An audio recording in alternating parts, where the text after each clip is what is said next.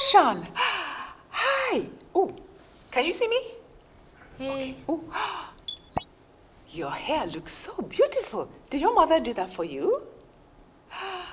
Hey, I am so happy that you chose me to be a part of your school project.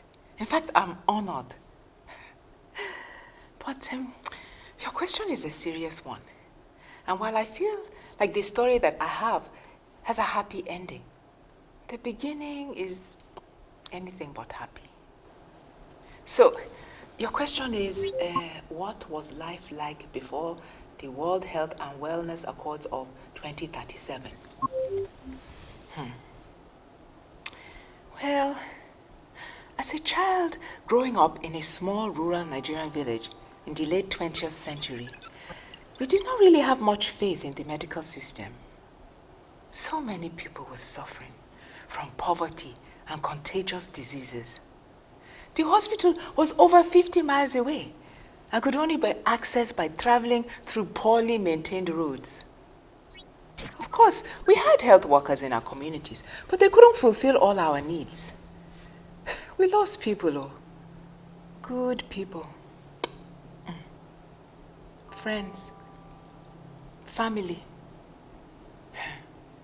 We felt alone. We felt abandoned by our leaders and the government who are supposed to take care of us. But then things started to change, and that change began with new, fresh leadership.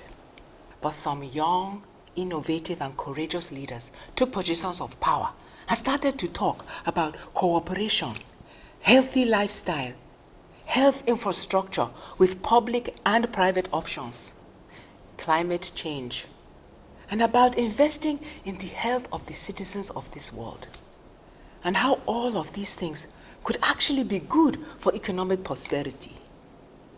Wow. Healthy people equals healthy economy? Whoever would have guessed that? I will never forget that moment. You've seen this on your social media or hologram feeds, eh?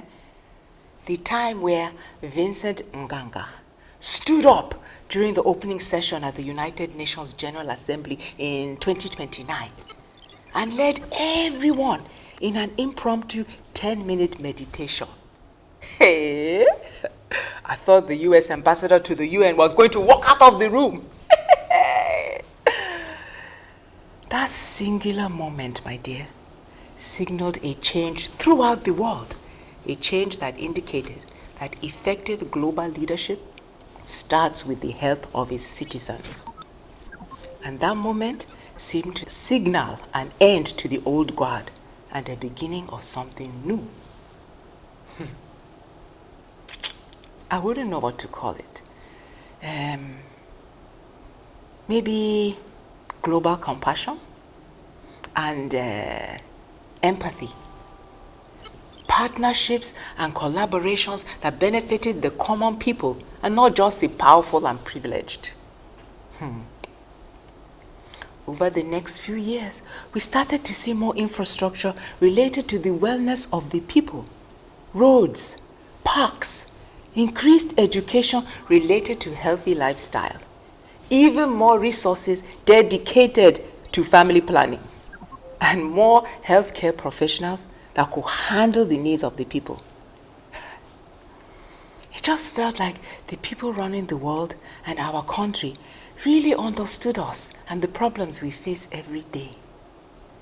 It felt like an unprecedented time where healthcare infrastructure was jointly funded by the public and private sectors. Everyone was invested in the prosperity of our nation and its people. And we were no longer the world of the 2020 COVID-19 pandemic, where nations scrambled in isolation to control the spread of the virus. Now, protocols of preparedness and response have been generated in collaboration with the global community and shared widely. Of course, there will always be some nations that resist input and collaboration from the outside. I suppose it's natural to want to protect your own. But by opening your arms and reaching out to others, We have learned that we can more effectively protect our own. It's important that you understand that the world I grew up in was not a healthy place. It was not a place I would ever want you to grow up in. And I am so glad that you don't have to.